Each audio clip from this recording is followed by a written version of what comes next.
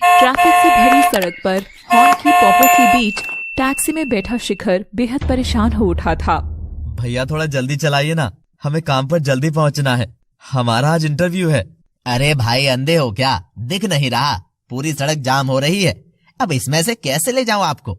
भैया ये टैक्सी है, कोई हेलीकॉप्टर नहीं जो उड़ा कर ले जाऊं। अब अगर इस टैक्सी वाले को ज्यादा कुछ बोला तो अभी हमारा बाप बनने पर उतर जाएगा। अब हमको ही कैसे भी यहाँ से निकलना होगा। शिखर गाड़ी से बाहर निकलता है और दूर तक देखता है तो सारी गाड़ियां रुकी हुई थी। शिखर पास वाले आदमी से पूछता है, अरे भैया आखिर ये हो क्या रहा है? कोई मंत्री गुजर रहे हैं क्या जो इतना जाम लग गया? यूपी में तो ऐसा तभी होता है जब या तो सीएम गुजरे या फिर राम जी की झांकी। अरे भाई ना ही ये जाम सीएम की वजह से है ना ही राम जी की वजह से, ये तो कोई मेम है जो खुद नाच रही है और हमको भी नचा रही है।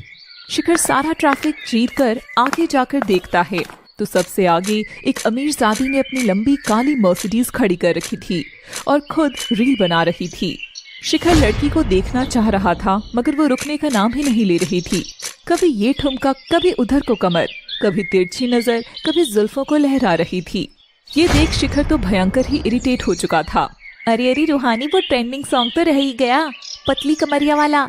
और रूहानी अपनी लचकती कमर मटका कर रील्स बनाने लगती है। अरे पतली कमरिया मोरी हाय हाय हाय, तिरछी नजरिया मोरी हाय हाय। और वहाँ खड़ी भीड़ सीटी बजाने लगती है। ये देख रूहानी और एक्साइटेड हो जाती है। देखना शानू, हमको देखकर सिर्फ लाइक्स भी दे रहे हैं। अब आखिरी एक ट्रेंडिंग सॉन्ग पर भी, मेरा दिल ये पुकारे आजा, वो वाला, पर उसके लिए तुम्हें दुपट्टा लाना होगा। और रूहानी भीड़ में देखती है तो उसे एक आंटी के गले में दुपट्टा नजर आता है।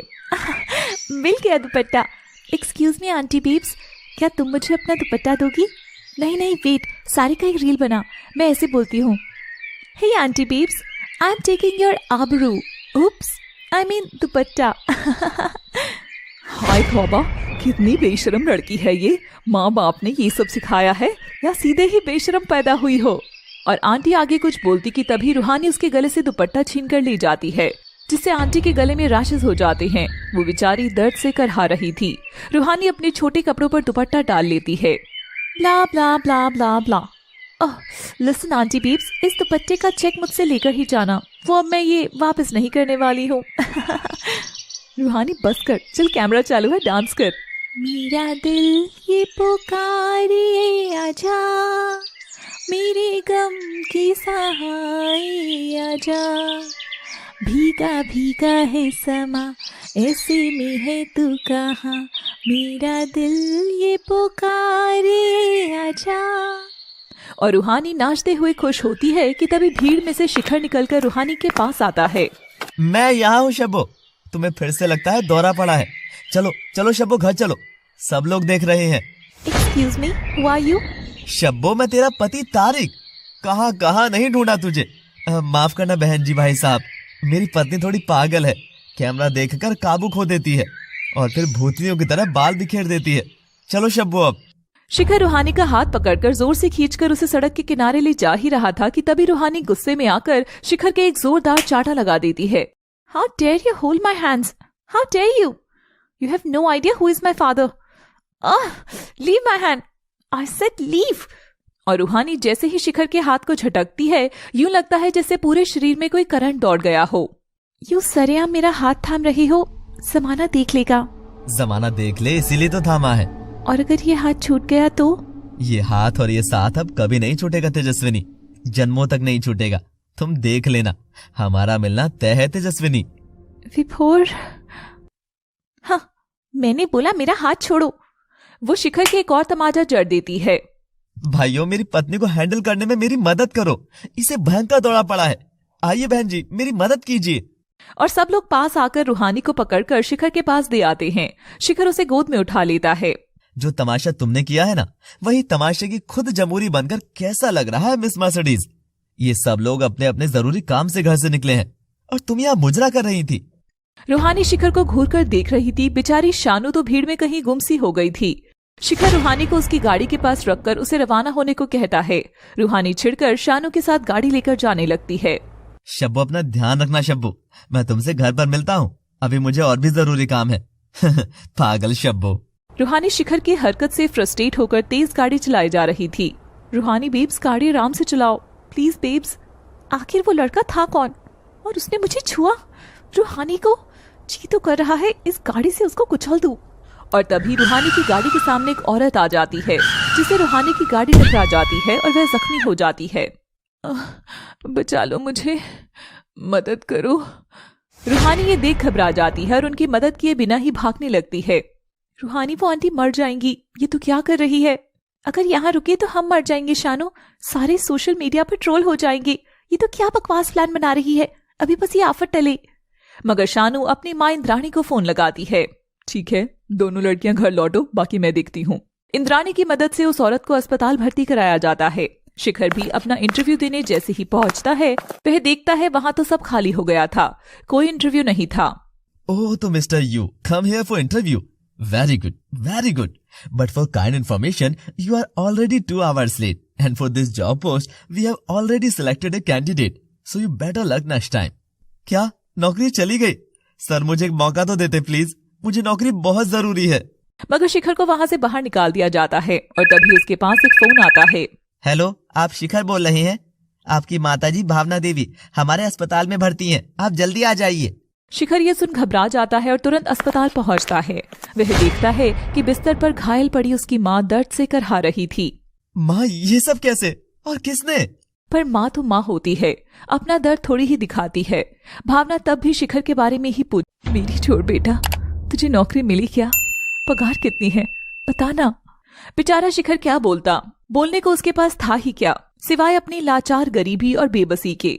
उस वक्त शिखर को उस नकचड़ी रूहानी पर जोरदार गुस्सा आया। आज एक रईस जादी की वजह से मैंने मेरे परिवार को खिलाने का मौका गंवा दिया, उसे तो मैं क्या हुआ बाबू, तू कुछ बोल क्यों नहीं रहा? हाँ माँ, नौकरी मिल गई है, बहुत जल्द सब ठीक हो जाएगा। मगर मुझे ये तो बताओ माँ, ये सब कैसे हुआ? क्या पता बेटा, एक काली गाड़ी ने मुझे ठोक दिया और ये भाई साहब मुझे यहाँ ले आए। शानू की माँ ने ही भावना को एडमिट करा दिया था। आज तो काला रंग ही अशुभ है माँ। तभी शिखर के हाथ में दवाइयों का बिल आ जाता है, जिसे देखकर उस पर चिंताओं का पहाड़ टूट पड़ता है।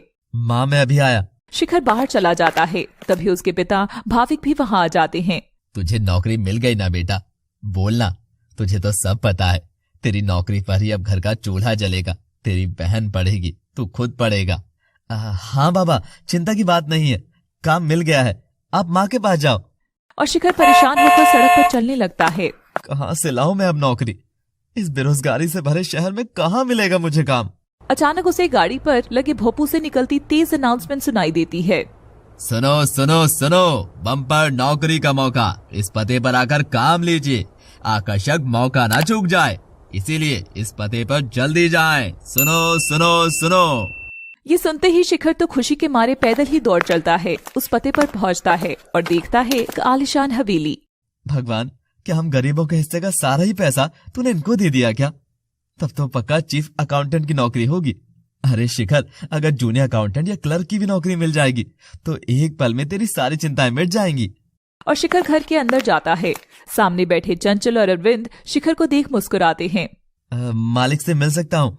वो मुझे नौकरी चाहिए। हाँ, मैं ही हूँ मालिक, और वो रही तुम्हारी नौकरी। अरविंद सामने दरवाजे से बाहर इशारा करता है, जहाँ एक लंबी गाड़ी खड़ी थी। क्या मतलब? अरे यंग बॉय, मुझे गाड़ी के लिए होनहार ड्राइवर चाहिए, यही तो है नौकरी। शिखर ये सुनते ही कदम पीछे लेता है। नहीं, मैं इस काम के लिए नहीं आया था। I am well educated guy who wills to do job at some company and for accounts. Okay, then you may go. Shikhar जैसे ही जाने लगता है, तभी उसे भावना और भाविक का चेहरा नजर आता है और वह रुक जाता है। नहीं सर, मैं करूंगा। लाइए चाबी दीजिए। पहले तुम्हारा टेस्ट होगा और फिर तुम फाइनल होगे। सैलरी 30,000 महीने और इंसेंटिव अलग। ये सुनते ही वह बड़ा खुश होता है और गाड़ी में जाकर बैठ जाता है। बेबी कम आउटसाइड, जाओ जाकर टेस्ट ड्राइव ले लो। गाड़ी शुरू होती है और शिखर मन लगाकर काम शुरू कर देता है। ओ गॉड, डैड भी ना किस लिए भेज दिया मुझे? उनको पता है ये मेरा सोशल मीडिया पर लाइव जाने का टाइम है। Such a boring day. Okay, let's make a reel now. और वह कैमरा ऑन कर लेती है। पतली कमरिया मेरी हाय हाय हाय। अरे यार, अब फिर से गाना नहीं। मैम प्लीज रुकिए। शिखर जैसे ही पलटकर उसे चुप कराता है, तभी वह देखता है कि पीछे वही नकचड़ी रूहानी बैठी हुई थी। रूहानी भी शिखर को देखती है। तुम यहाँ? और शिखर जोर से ब्रेक लगाता है। शिखर और रूहानी की इस तकरार भरी मुलाकात में क्या छिपी है कोई कहानी?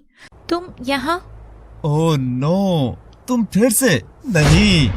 Stop, I said stop the car, damn it. और शिखर झल्लाता सा कार को जोर से ब्रेक लगाता है।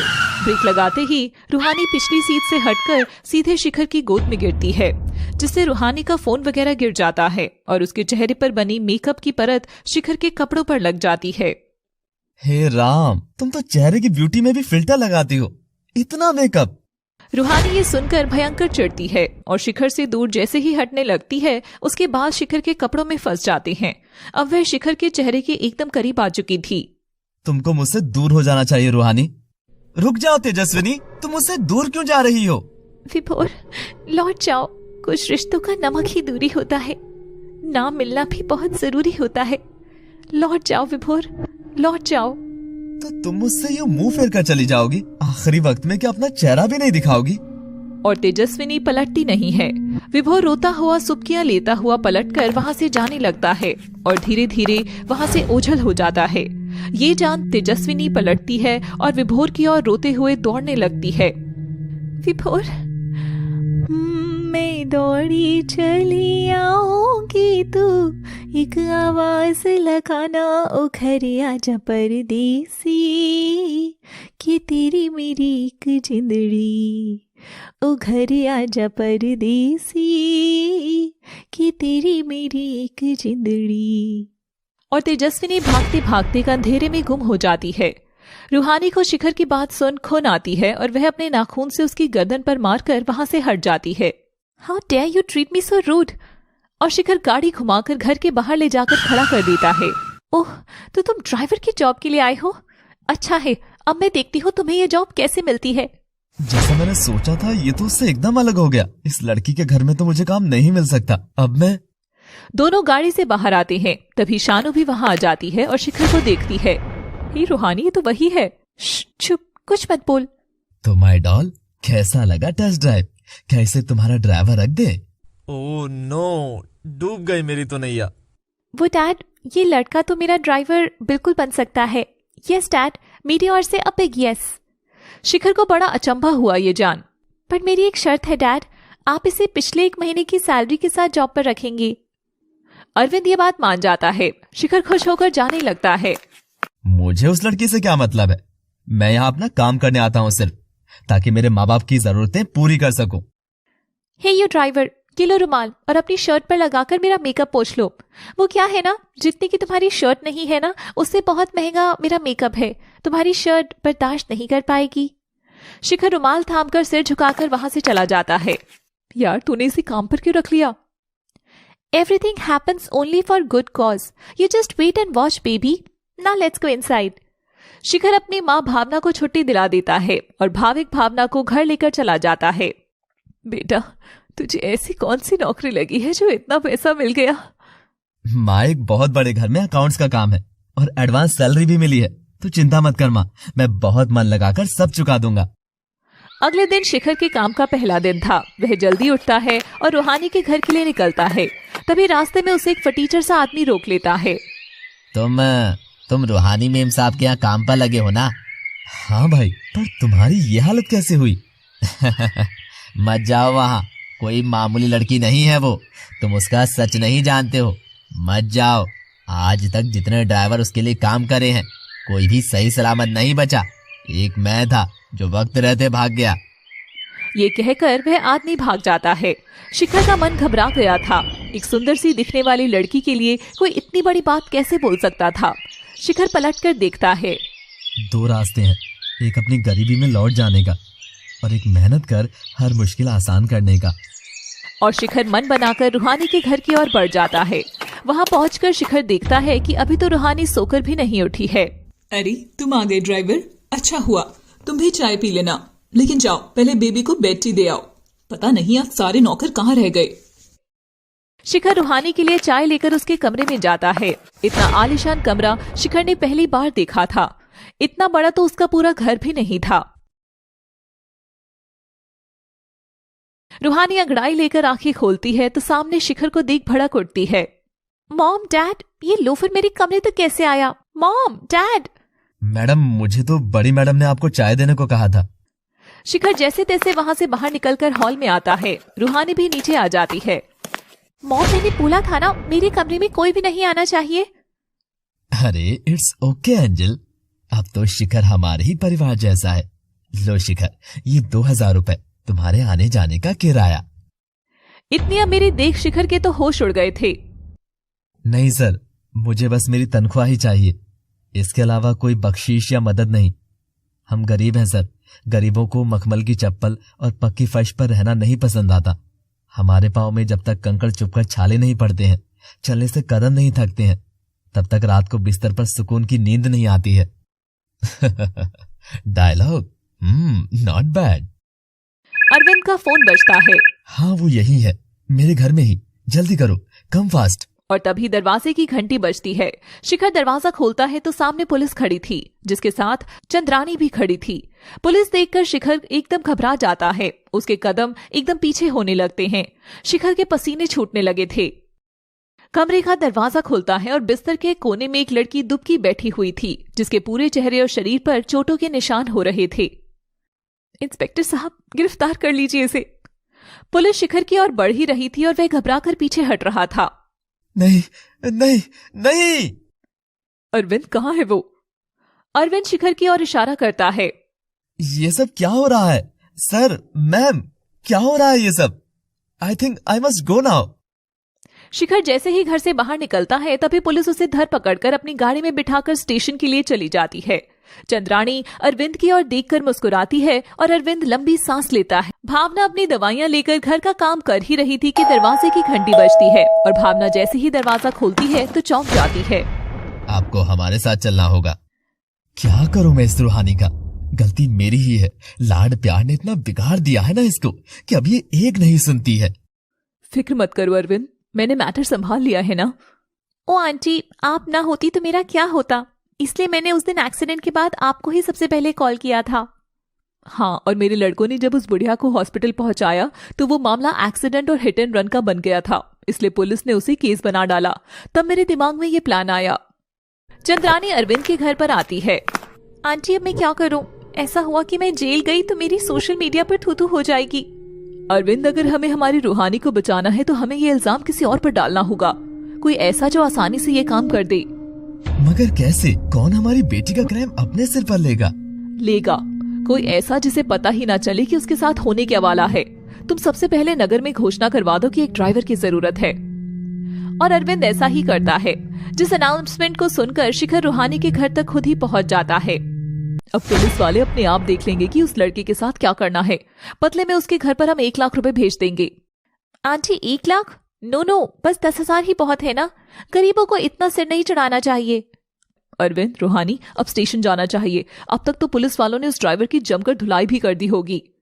वो सब स्टेशन पहुंचते हैं, जहां 2 हवलदार शिखर को खूब डंडे मार रहे थे। बोल लड़के, टक्कर मारकर भागा क्यों था तू? भैया, मैं तो कहीं नहीं भागा, ना मैंने टक्कर मारी। मत मारो, मैंने कुछ नहीं किया। और उसे पीटकर बाहर रूहानी के सामने लाते हैं। सर, मैडम, इन्हें बताओ ना, मैंने कुछ नहीं किया। हाँ इंस्पेक्टर, यही लड़का चला रहा था मेरी काली मर्सिडीज। इसी ने किया था वो एक्सीडेंट। 1 महीने से शिखर हमारे पास ही काम कर रहा है, चाहो तो आप चेक कर सकते हैं, मैंने इसे सैलरी भी दी है। शिखर को अब समझ आ गया था कि रूहानी के कहने पर अरविंद ने शिखर को 1 महीने की पगार क्यों दी थी। शिखर अब बुरा फंस चुका था। क्यों कर रही हो रूहानी तुम ऐसे? मैंने तो कुछ भी नहीं किया, तुम खुद ही चलकर आए हैं मेरी जिंदगी में। अब देखो अंजाम। हाँ। भावना भाविक पुलिस स्टेशन के बाहर खड़े थे। वो जानते भी नहीं थे कि वे दोनों यहाँ क्यों और कैसे हैं। आप यहाँ क्यों लाए हैं हमें भैया? अंदर चलो, सब पता चल जाएगा। भावना और भाविक अंदर जाते हैं तो पुलिस वाला इशारा करके उन्हें कुछ दिखाता है। यही है वो लड़का जिसने आपको टक्कर मारी थी और मारकर भाग गया था। अब इसके खिलाफ ऐसा केस बनाएंगे कि आगे ये कभी गाड़ी के हाथ भी नहीं लगाएगा। भावना सामने खड़े शिखर की ओर देखती है। शिखर भावना की ओर। माँ, तू यहाँ? क्या माँ? सब चौंक गए थे। अब देखिए क्या शिखर की किस्मत भी उसके साथ वैसे ही खेल खेल रही है कि जैसे रूहानी। ये रहा वो लड़का जिसने आपको गाड़ी से टक्कर मारी थी। शिखर बेटा, तू यहाँ? शिखर ये क्या बोल रही है, और तू यहाँ कैसे? शिखर अपनी माँ का सवाल सुन चुप हो जाता है। रूहानी और चंद्राणी दोनों साइड में जाते हैं। आंटी ये क्या आफत है, ये बुढ़िया तो इसी की मां निकली।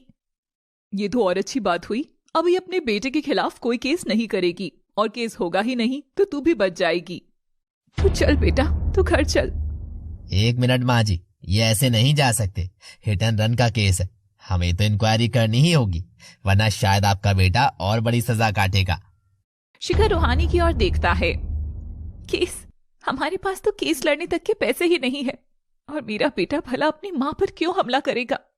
अरे भैया, चलती सड़क थी, कोई और टक्कर मार गया होगा, आप मेरे बच्चे को छोड़ दो। पर डैड, कोई और टक्कर कैसे मार सकता है? गाड़ी तो हमारा ड्राइवर शिखर ही चला रहा था ना। ड्राइवर? बेटा तू इस जॉब के बारे में कह रहा था? शिखर नजर झुका लेता है, वह बस चुपचाप सबकी बातें ही सुन रहा था। चाहे ये लोग मुझे फंसाने के लिए ही ये सब कर रहे हो, मगर जो पैसा मुझे मिल रहा है उसी की मेरे परिवार को जरूरत है। मेरी खुद की पढ़ाई से कहीं ज्यादा अभी मेरी माँ की दवाई है। मैं इनके खिलाफ नहीं जाऊंगा। माँ, यही सच है, वो गलती तेरे इस कपूत से ही हुई है माँ। हे जी, देखो ना, ये कैसी बात कर रहा है। शिखर, तू बेटा बस घर चल, मुझे कोई केस वेस नहीं करना है, मुझे नहीं जानना किसने टक्कर मारी। तभी पीछे से एक लड़की की आवाज आती है। नहीं, ये सब झूठ है इंस्पेक्टर सर, वो एक्सीडेंट शिखर ने नहीं किया था। रूहानी शानू को वहां देखकर हैरान थी। हाँ, शिखर तो उस जगह था ही नहीं। तो फिर इसने नहीं तो किसने भावना जी को टक्कर मारी थी? शायद कोई सिरफरी लड़की या लड़का होगा जो गाड़ी चलाकर भाग गया, मगर शिखर ने ऐसा नहीं किया, क्योंकि शिखर और मैं तो उस समय कहीं और थे। शिखर शानू की ओर नम आंखों से देखता है। आप चाहो तो मेरी और शिखर की तस्वीर भी देख सकते हैं।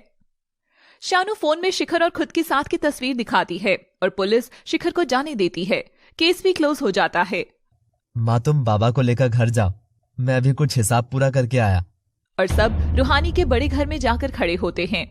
चंद्राणी अपनी बेटी शानू की हरकत देख इतनी क्रोधित होती है कि वह आओ देखती है ना ताओ, बस भड़ककर उसके गाल पर एक तमतमाता झापड़ रसीद कर देती है।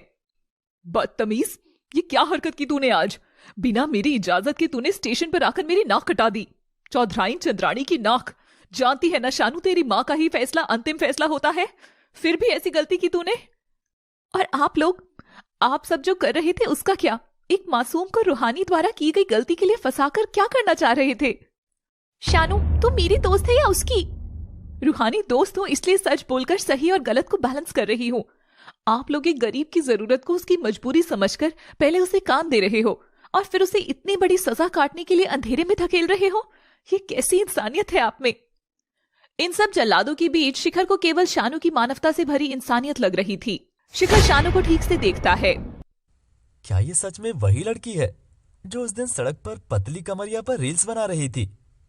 शानू बेटा, तुम एकदम सही कह रही हो, गलती रूहानी की ही है, और उस गलती को सुधारने के लिए इस बार हम सच में शिखर को अपने यहाँ जॉब देते हैं, रूहानी का पर्सनल ड्राइवर बनाकर। शिखर जो हुआ वो सब भूलकर नौकरी को एक्सेप्ट कर लेता है। वह लौटकर घर आता है। भावना और भाविक दोनों उससे नाराज थे। बेटा, हम क्या इतने मजबूर हैं? क्या जो तू अमीरों के घर नौकरी करेगा? माँ, कोई काम छोटा और बड़ा नहीं होता। क्या बाबा ने मुझे पालने के लिए रिक्शा नहीं चलाया था?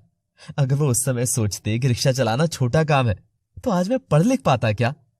बहुत हुआ अपनी जिम्मेदारी आपके कंधों पर डालना, अब मेरी बारी है, मैं आप दोनों को अच्छी जिंदगी बना कर दूं।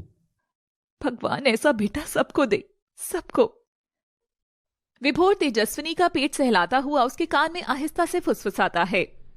तेजस्विनी, एक नई जिंदगी शुरू करने का समय आ गया है, क्या तुम तैयार हो? कहो। मैं तो तुम्हारे साथ हर कदम पर चलने को तैयार हूँ विभोर, मगर रास्ता बहुत कांटों से, कहीं चलते हुए हमारे पांव छिल न जाए। अगर पांव छिले तो हम दोनों एक दूसरे की मलहम बनेंगे ना तेजस्विनी। तभी एक बहुत नन्ही बच्ची अपने हाथों से दोनों के कपड़े खींचती है। माँ, दादा, मुझे भी गोद में आना है। विभोर हंसता हुआ उसे गोद में ले लेता है। दादा, आप जब देखो सिर्फ माँ को प्यार करती हो, आप क्या भूल गए हो मैं छोटी बेबी हूँ? मैं दादा, देखो ना माँ तो इतनी बड़ी है, उनको गोदी की जरूरत नहीं है। कितने बुद्धू हो आप। विभोर और तेजस्वी गुड़िया की बात सुनकर बहुत हंसते हैं। बहुत बदमाश होती जा रही हो तुम, चलो अब घर जल्दी, वरना मेरी माँ हम दोनों को ही डांटेगी। तेजस्विनी विभोर से गले लगती है। विभोर गुड़िया की गालों को चूमकर उसके सिर को सहलाता है। तेजस्विनी गुड़िया को साथ ले जाते हुए पलटती है तो विभोर उसका हाथ थाम लेता है। क्या हुआ विभोर, जाने दो ना। पता नहीं तेजस्विनी, मन कुछ बेचैन सा हो रहा है, मत जाओ। अरे बाबा, जाना तो पड़ेगा ही ना, सांझ ढल रही है, माँ भड़क उठेगी। कल आती हूँ मिलने यहीं, ठीक है? पक्का आओगी ना? हम दोनों मिलेंगे ना तेजस्विनी? हाँ बाबा, जैसे हमेशा मिलते हैं वैसे ही मिलेंगे ना। इतना क्यों परेशान हो रहे हो तुम? लग रहा है जैसे मुझे तुम्हें सीने से ही लगाए रखना चाहिए। धत, बेचैनी का नाम लेकर मस्तीखोर बन रहे हो। अच्छा तुम भी जाओ घर जल्दी।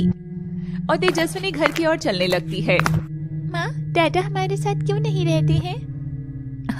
वो घर पर जो तुम्हारी नानी है ना, बस वही कमबख्त मानती नहीं है बेटा। अच्छा घर आ गया, अब एकदम चुप रहना। श्श। और तेजस्विनी अपना घर आते ही गुड़िया को बाहर बनी घास के फूस के ढेर के अंदर बिठाकर उसका माथा चूमती है। यहाँ डर तो नहीं लगेगा ना? नहीं माँ, शुरू में तो डर लगता था, अब तो मैं स्ट्रांग हो गई हूँ और मुझे आदत भी हो गई है। तुम जाओ नानी के पास। तेजस्विनी सामने बने एक छोटे मकान में घुसती है। अंदर बहुत अंधेरा था। आ गई तू? ये तेरा आने का समय है? संध्या ढल रही है। जानती है तेरी इन्हीं हरकतों की वजह से पूरे गांव में मैं बदनाम होकर रह गई हूँ। ऐसे तू समझेगी नहीं। और अंधेरे में जल रही चूल्हे की आग में एक जलती हुई लकड़ी तेजस्विनी की ओर। आह माँ, नहीं। घास के ढेर में छिपकर बैठी गुड़िया अपनी माँ की राह पर रो रही थी। भगवान जी, मेरी माँ को इतनी तकलीफ मत दो ना। माँ, भगवान इतनी संवेदना से भरी बेटी सबको दे। और अब तेजस्विनी की चीख बंद होकर सुबकियों में बदल चुकी थी। बिस्तर पर मुंह फुलाकर रोती हुई रूहानी को अपनी दोस्त शानू पर बहुत अधिक गुस्सा आ रहा था। शानू, तुझे तो मैं ब्लॉक कर दूंगी हर जगह से। यू चीटर, कैसी दोस्त है तू? मेरी बात तो सुन बेब्स, मैंने जो किया तेरे लिए अच्छे के लिए ही किया है। अब देखना, सांप भी मर गया और लाठी भी नहीं टूटी। बिना किसी पर इल्जाम डाले केस ही खत्म हो गया। शानू तू बाहर जा, इससे मुझे बात करने दे। शानू बाहर चली जाती है और चौधराइन रूहानी को समझाती है। तुम्हें नफरत है ना उस लड़के से? हाँ आंटी, बहुत नफरत। तो अब वो तुम्हारा नौकर है और वो यहीं रहेगा तुम्हारे पास। जाओ अपना बदला ले लो। मैं समझी आंटी, अब बात बदले की आ गई है। थैंक यू आंटी, आप हमेशा मुझे समझाती हैं। पता नहीं शानू किस पर गई है जो आप जैसी नहीं है। हाँ, इडियट। अगले दिन शिखर काम पर आता है और रूहानी का बदला होता शुरू आज से ही। अब देखिए क्या करती है रूहानी। मैम बताइए कहाँ जाना है आपको? तुम गाड़ी शुरू करो, मैं बताती हूँ कहाँ जाऊंगी। और रूहानी गाड़ी में अगली सीट पर बैठ जाती है। शिखर ड्राइविंग शुरू करता है, तभी रूहानी अचानक से उसके करीब आ जाती है। मैम ये आप क्या कर रही हैं? क्यों, क्या हुआ? क्या तुम्हें मैं सुंदर नहीं लगती? शिखर बेचारा रूहानी की हरकत से सहम जाता है और गाड़ी सड़क के बीच में ही रोक देता है, जिससे सामने खड़ी ट्रैफिक पुलिस गाड़ी के पास आती है। क्यों भाई, ये सड़क तेरे बाप की है क्या जो बीच में रोक दी? और ये आशिकी चलाने की जगह है क्या? बाहर ने आ तू, बताओ तन्ने। शिखर रूहानी की ओर देख जो मुस्कुरा रही थी, यानी वो उसने सब जानबूझकर ही किया था। सॉरी सर, मेरा इंटेंशन रूल तोड़ने का नहीं था। अब तू मन्ना इंटेंशन मत सिखा, चुपचाप 2000 का नोट निकाल, तेरा चालान काटू अब है। सॉरी सर, प्लीज माफ कर दीजिए। पर पुलिस उसका चालान काट देता है। चल ले जा इब मैडम ने, और अगली बार आशिकी करनी हो ना तो अपने घर में करियो। हाँ सुना ना बेबी तुमने, तुम भी ना हद करती हो। अब चलो यहाँ से। थैंक यू पुलिस ब्रो, अब ये समझ गया है, फिर से पंगे नहीं लेगा। शिखर मायूस था, मगर उसे अपनी जॉब तो करनी ही थी, इसलिए वह कड़वा घूंट पीकर रह जाता है। शिखर रूहानी को घर छोड़ देता है। जैसे ही वह जाने लगती है। मैम वो मेरे 2000 रुपए जो चालान कटा उसके। ओह, भिखारी ने आखिर हाथ फैला ही दिए।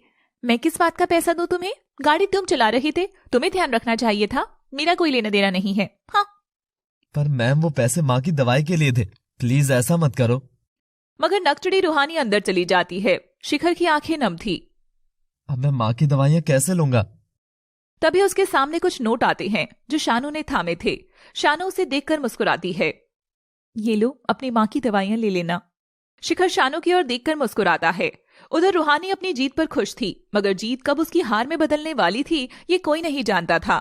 मगर आप लोग जान जाएंगे। शिखर शानू से पैसे तो ले लेता है, मगर शानू उसे इन जल्लादों में सबसे अलग सी लगती है। क्या है आपका नाम मैम? सारिका। मगर प्यार से सब मुझे शानू बुलाते हैं, तो तुम भी बस शानू ही बुलाओ, मैम नहीं। मैं ये पैसा आपको जल्दी लौटा दूंगा। वो एक्सीडेंट रूहानी की वजह से हुआ था और तब मैं भी उसी कार में थी, तो समझो ये पैसे उसी के लिए छोटा सा माफीनामा है। शालू चली जाती है। रूहानी शानू की बातें सुन लेती है। हे भगवान, ऐसी दोस्त तो किसी को भी ना दे, मेरी ही दुश्मन से हाथ मिला रही है, इडियट। और अब शिखर की नौकरी का असल समय शुरू हो जाता है। रूहानी शिखर के साथ रोज गाड़ी में बैठ जाती और उसे टॉर्चर करना शुरू कर देती है। जाओ मेरे लिए कोल्ड कॉफी लेकर आओ। शिखर कैफे से कॉफी लाता है। उफ, वो कितनी ठंडी कॉफी है ये, फेंक दो इसे और जाओ हॉट कॉफी लेकर आओ और सैंडविच भी। शिखर बेचारा अब हॉट कॉफी लेने चला जाता है। सुबह से मैंने भी कुछ नहीं खाया, मैं भी एक सैंडविच ले लेता हूँ। क्या 250 रुपए की सैंडविच? नहीं, इतने में तो माँ की दवाई आ जाएगी। आउच, ये कितनी गर्म है और ये सैंडविच कितना पुराना लग रहा है। रूहानी गर्म कॉफी शिखर पर फेंक देती है और सैंडविच सड़क पर फेंक देती है। गर्म कॉफी से शिखर जल तो गया था, मगर ज्यादा चोट उसकी भूख को लगी थी, जो रूहानी ने सड़क पर खाना फेंक कर किया था। शिखर सैंडविच सड़क से उठाकर साफ करता है और किनारे रख देता है। मैडम, खाने का यूं अपमान नहीं करते हैं, किसी गरीब की भूख मिटाने की वजह बनकर देखिएगा, रात को नींद बड़ी अच्छी आती है। हाँ, ब्लडी फिलोसोफर। और शिखर रूहानी को लेकर घर छोड़कर आता है। तभी शानू को शिखर का जला हाथ नजर आता है। अरे शिखर, ये क्या हो गया? कुछ नहीं शानू, ये तो बस ऊपर वाले की दी हुई जरा सी चोट है। शानू रूहानी की ओर देखती है। ऊपर वाला आजकल ज्यादा ही जुल्म नहीं कर रहा? अरे ब्रो, देख लो, ये इंसान है, कोई इंस्टाग्राम की पोस्ट नहीं, जो नहीं पसंद तो डिलीट कर दी। आओ शिखर, मैं मलहम लगा देती हूँ। और शानू शिखर को सहलाकर मलहम लगाती है। रूहानी इस बात से दिन ब दिन चिढ़ रही थी और एक दिन रूहानी शिखर को अपने पास बुलाती है अपने कमरे में। शिखर नजर झुकाकर खड़ा था। शिखर, मुझे तुम्हारा काम देखकर बड़ी खुशी हुई है। चाहे हमारी पहली मुलाकात कैसी भी हुई हो, मगर तुम्हारी ईमानदारी के आगे तो हजारों लाइक्स भी कम है। आज से तुम्हारा प्रमोशन। प्रमोशन? तो मैम, ड्राइवर की पोस्ट पर भी यहाँ प्रमोशन होता है क्या, या फिर बड़ी गाड़ी चलाने को मिलेगी? डम हो तुम। प्रमोशन यानी कि तुम आज से मेरे पर्सनल सेक्रेटरी हो, जो हमेशा मेरे काम करोगे, और हाँ, सैलरी भी ज्यादा मिलेगी। क्या पूरा दिन आपके साथ? क्या तो नहीं करना? बोलो बोलो, मना करो चलो। मगर याद रखना, अगर तुमने इस काम के लिए मना किया तो तुम्हारी ये पहली वाली नौकरी भी चली जाएगी। चलो 2 मिनट सोच लो, तब तक मैं रील्स बना लेती हूँ। अजीब लड़की है, ये मुझे नौकरी दे रही है या कनपटी पर बंदूक रख रही है? सोशल मीडिया ने इसका दिमाग खराब कर दिया लगता है। पर मेरे पास भी क्या ऑप्शन है, कम से कम ड्राइवर के काम से तो बड़ी जॉब है। और शिखर रूहानी के ऑफर के लिए हाँ बोल देता है। ये वेरी गुड डिसीजन। अब चलो, मेरा फोन पकड़कर खड़े हो और मेरी रील्स शूट करो। मैम, ये क्या? ओहो, अब तो मुझे मैम बोलना बंद करो। Call me something hottie शॉटी like babes या बेबी, या फिर जस्ट रूहानी। शिखर बेटा, ये दुनिया इतनी मॉडर्न कब हुई तुझे तो पता भी नहीं चला। अब बनाओ मैडम की रील्स, इसी का पैसा मिलेगा। शिखर फोन लेकर खड़ा हो जाता है और रूहानी रील्स शूट करने लगती है। ओहो शिखर, फोन ठीक से पकड़ो ना। तुमने क्या कभी कैमरा नहीं चलाया? नहीं। क्या शिखर, तो तुम मेरे यहाँ काम क्यों कर रहे हो? मतलब मैं समझा नहीं रूहानी। तो तुम मेरे घर तक इसलिए आए हो ना, क्योंकि मैं सोशल मीडिया पर बहुत फेमस हूँ और तुम मेरी पॉपुलैरिटी के चलते यहाँ काम लेने आए हो। आप सच में ऐसा सोचती हैं? मेरे पास तो छोटा डब्बा फोन है रूहानी, सोशल मीडिया चलाना तो दूर, मैं खुद की तस्वीर तक नहीं लेता। मुझे लगा तुम मेरे कोई सिरफिरे फैन हो। अगर ऐसा नहीं है तो फिर यहाँ क्यों आए? अपने परिवार को पालने के लिए रूहानी। जो ब्रेड आपने सड़क पर यूं ही फेंक दिया था ना, उस ब्रेड को मुझे कमाना पड़ता है, तब अपने माँ बाप का पेट भर पाता हूँ। खैर छोड़िए, आइए रील्स बनाइए। रूहानी शिखर की ऐसी बात सुनकर हैरान रह गई थी। नो, आज पैकअप, कल से काम पर लगना, जाओ घर जाओ। रुको शिखर, घर जा रही हो तो चलते चलते एक एक आइसक्रीम हो जाए। शिखर खुद के पैसे से शानू को आइसक्रीम दिलाता है और दोनों खाते हुए चलने लगते हैं। तभी वहां से इंद्राणी की गाड़ी गुजरती है और वो शानू को शिखर के साथ देख एकदम लाल हो उठती है। तो शिखर, कैसी चल रही है तुम्हारी नौकरी? अरे नहीं, मैं और रूहानी तो दोनों ही साथ रील्स बनाते हैं, बस वो ज्यादा सुंदर है तो ट्रेंड करती है और मैं साइडकिक बनकर रह जाती हूँ। नहीं, ऐसा नहीं है। सुंदरता चेहरे में नहीं, बोली में होती है। जिसने इस गरीब के दर्द पर मरहम लगा दी, उसका दिल कितना सुंदर है, मैं देख सकता हूँ। शिखर शानू के सिर पर दुपट्टा उड़ाता है और पेन से उसके माथे पर बिंदिया बनाता है। अब रील्स बनाओगी तो तुम भी ट्रेंड करोगी। अब मैं चलता हूँ। शानू खुद को देख चौंक उठती है। एक माथे की बिंदी ने उसकी बड़ी उलझन को श्रृंगार का नाम दे दिया था। वह शिखर को जाते हुए देख रही थी और दूर खड़ी रूहानी शानू को शिखर के साथ देख रही थी। अरे यार, आखिर क्या है इस नौकर में जो मेरी दोस्त मुझसे ज्यादा उसकी सगी बन गई है। हाँ। शानू घर जाती है तो इंद्राणी उस पर भड़क पड़ती है। शानू, मुझे बस इतना बता, ये महल सा घर क्या तेरे लिए काफी नहीं जो तू झोपड़ में बसना चाह रही है? हाँ, मैंने देखा आज तुझे उस ड्राइवर के साथ। माँ, ऐसा कुछ नहीं है, शिखर और मैं बस दोस्त हैं। मेरी बात कान खोलकर सुन, एक नौकर मालिक का कभी दोस्त नहीं हो सकता। वो पूरी जिंदगी कमा लेगा मगर रहेगा अमीर के बिछौने बराबर। शानू को अपनी माँ की बात सुनकर ठेस पहुंचती है। माँ, ये मोटा बिछौना ले लो, आपको ठंड नहीं लगेगी। देखो कितना बड़ा हो गया है हमारा बेटा। रात भर जो अपनी ही सुसु में गीला होकर रो रो कर हमारी रात काली कर देता था, आज अपनी माँ की कितनी फिक्र कर रहा है। बेटा अब शादी कर इस घर को सुशील बहू भी दे दे। बाबा, हर मुराद जल्दी पूरी हो जरूरी नहीं, अभी मुझे पहले घर की हालत सुधारनी है। अब आप दोनों सो जाइए। और शिखर भी जैसे ही सोता है तो आंखें बंद करता है, उसे रूहानी की मटकती कमरियां नजर आती है। नहीं नहीं नहीं, ये क्या देख लिया मैंने। अरे शिखर, काम को काम की जगह छोड़ दे बेटा और सो जा, कल फिर से काम करने जाना है, मैडम को रील्स जो बनानी है। उधर रूहानी भी बिस्तर पर लेटी हुई शानू और शिखर के बारे में सोच रही थी। एक्चुअली शानू एकदम ठीक कर रही है। आइडिया, अब मैं समझ गई मुझे क्या करना है। और रूहानी और शिखर अपने अपने बिस्तर पर सो जाते हैं। घास के ढेर में छिपी गुड़िया को जोरदार बारिश की आवाज आती है। अगर अब मैं बाहर निकली तो सब मुझे देख लेंगे और माँ खतरे में आ जाएगी, इसलिए मुझे यहीं छिपकर बैठे रहना होगा। गुड़िया बारिश से भीग रही थी मगर बाहर। माँ, तुम बाहर मत आना माँ, मैं ठीक हूँ, तुम बस अपना ध्यान रख लेना। पूरे एक दिन तक तेजस्विनी घर से बाहर नहीं आती है और वह अगली रात घर से बाहर आकर विभोर के घर की ओर बढ़ती है। विभोर अपने घर के पीछे तेजस्विनी का इंतजार कर रहा था। दोनों एक दूसरे को देख सीने से लगाते हैं। पता नहीं मुझे ऐसा क्यों लग रहा था कि दुनिया में फिर से मिलने नहीं देगी। तभी विभोर तेजस्विनी के शरीर पर चोटों के निशान देखता है। तेजस्विनी, ये निशान? ये हमारी इश्क की गहरी स्याही के निशान हैं, ताकि समाना भी देखकर बोले। वो देखो, तेजस्विनी जा रही है जिसने अपने विभोर के लिए कोड़े भी हंसते हुए खा लिए। नहीं तेजू, बस अब इसे खत्म करना ही होगा, करना ही होगा। तेजस्विनी कुछ बोलती कि तभी विभोर तेजस्विनी का गला जोर से दबा देता है। विभोर। रूहानी की नींद टूट जाती है। उसके शरीर पर पसीना छूट रहा था। वह घबराकर अपना गला थाम लेती है। ये कैसा सपना था और वो धुंधले से चेहरे। रूहानी तो आजकल ज्यादा ही हॉरर मूवी वगैरह देखने लगी है। रूहानी घड़ी में देखे बिना ही सीधे नीचे चली जाती है। उसे जगा हुआ देखकर चंचल और अरविंद चौंक उठते हैं। अरविंद, ये चमत्कार कैसे हो गया आज? Yes Chanchal, is it some miracle? बस करो यार गाइस, ये कोई मजाक है क्या? अगर मैं जल्दी उठकर अपने ही घर में घूम रही हूँ तो कोई दिक्कत हो गई क्या? बेटा, ये तो कैसी बातें कर रही है? बात?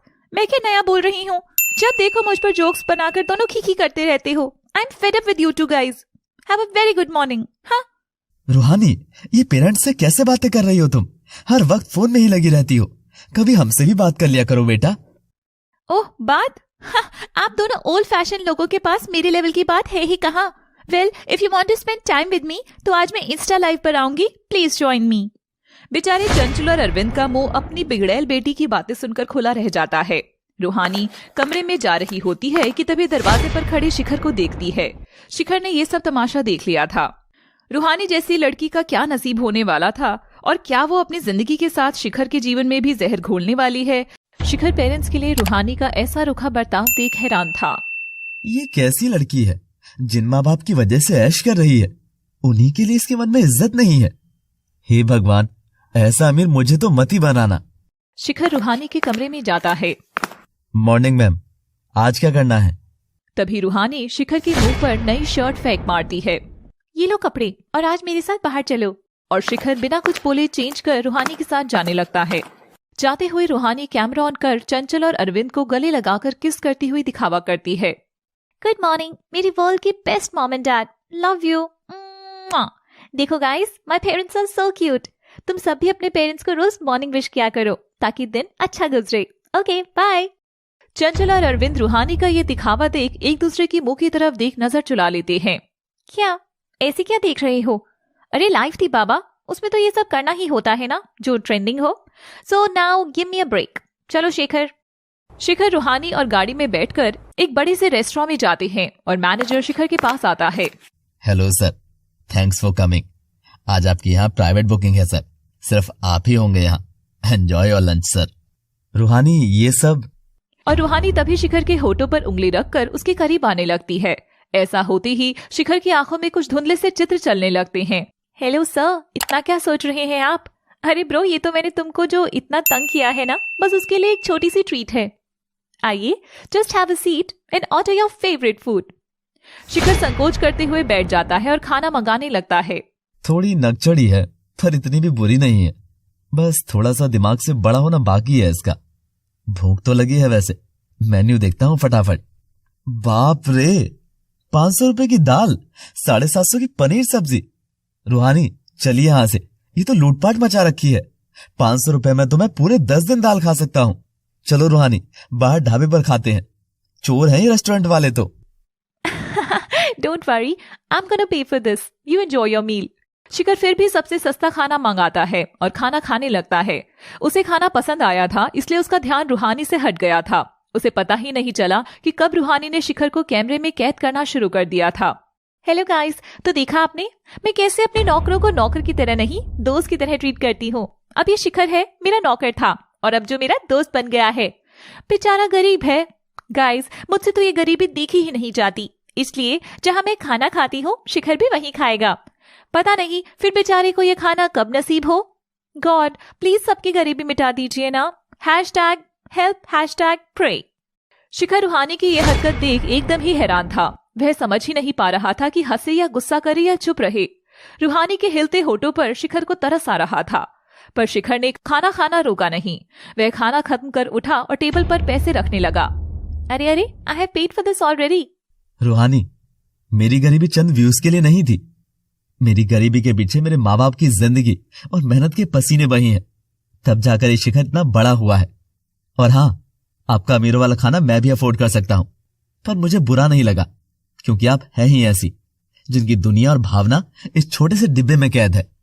रूहानी शिखर की बातें चुपचाप सुनती है और शिखर चला जाता है। ये क्या रूहानी, वो जब तुझे इतना भला बुरा सुना रहा था तो तूने उससे कुछ बोला क्यों नहीं? कमाल है, एक नौकर की ये मजाल। रूहानी बाहर जाकर शिखर को रोकती है।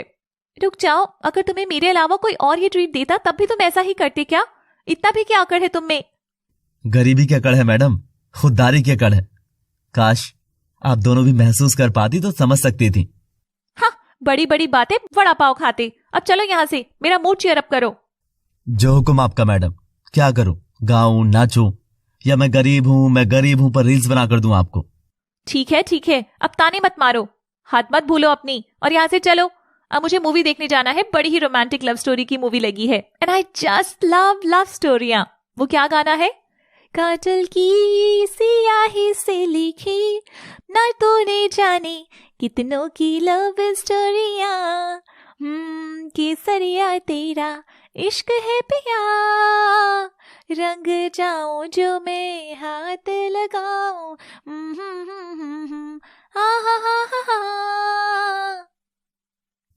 Love story? नो वे। रूहानी, क्या आप जा सकती हैं? मैं लव स्टोरीज पसंद नहीं करता हूं। बेटा, मैंने तुमसे तुम्हारी पसंद नहीं पूछी, तुमको साथ चलने को कहा है, अब चलो। और रूहानी जबरदस्ती शिखर को साथ मूवी देखने चली जाती है।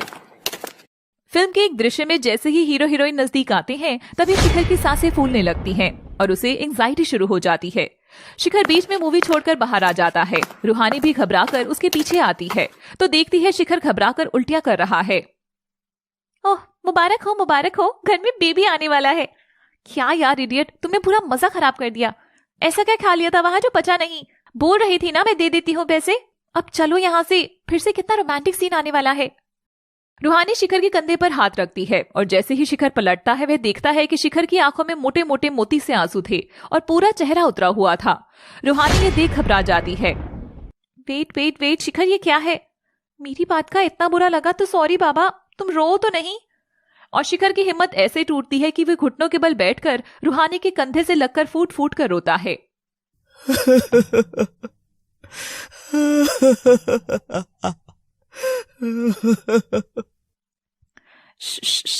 बस, क्या हुआ शिखर, अब बोलोगे भी? ऐसी प्यार वाली मूवी में भी तुम रो पड़े? नफरत है मुझे प्यार से और इस शब्द से। मुझे पागल बना डाला है इसने। प्यार सुनते ही मेरी नजर के सामने ऐसे भयानक चित्र चल पड़ते हैं कि मैं उनमें खुद को भी नहीं पहचान पाता। चित्र? कैसे चित्र? वो चित्र तो मुझे भी। रूहानी प्लीज, आज नहीं, क्या मुझे आज की छुट्टी मिल सकती है? मैं कल पक्का आपकी ये सोशल मीडिया वाली स्टोरी सुनूंगा, पर आज मुझे माँ के पास जाना है। कुछ देर उनकी गोद में सोऊंगा तो नींद आ जाएगी। हाँ श्योर शिखर, पर मैं ड्राइव करती हूँ, तुम बैठो आराम से। नहीं, I know how to do my work. चलिए। शिखर रूहानी को घर छोड़कर अपने घर निकल जाता है और जाकर भावना की गोदी में सिर लगाकर सो जाता है। मेरा राजा बेटा काम करके थक जाता है ना, सो जा। एक दिन मैं बोलूंगी तेरे मालिकों को कि ब्रो मेरे बच्चों से ज्यादा जरा प्यार से पेश आए और इतना काम ना दे। माँ प्लीज, तुम तो इस तरह मत बोलो, ब्रो एंड ऑल। वो बेटा, मुझे लगा कि आजकल इसी तरह बोलने से पेरेंट्स बच्चे लोगों से कनेक्ट कर पाते हैं, तो मैं तो बस। शिखर उठकर अपनी माँ का माथा चूमता है और फिर से गोदी में लेट जाता है। माँ, मैं तो तुम दोनों में से ही निकला हूं, तो तुमको कब मुझसे कनेक्ट करने के लिए कुछ करने की जरूरत पड़ गई भला?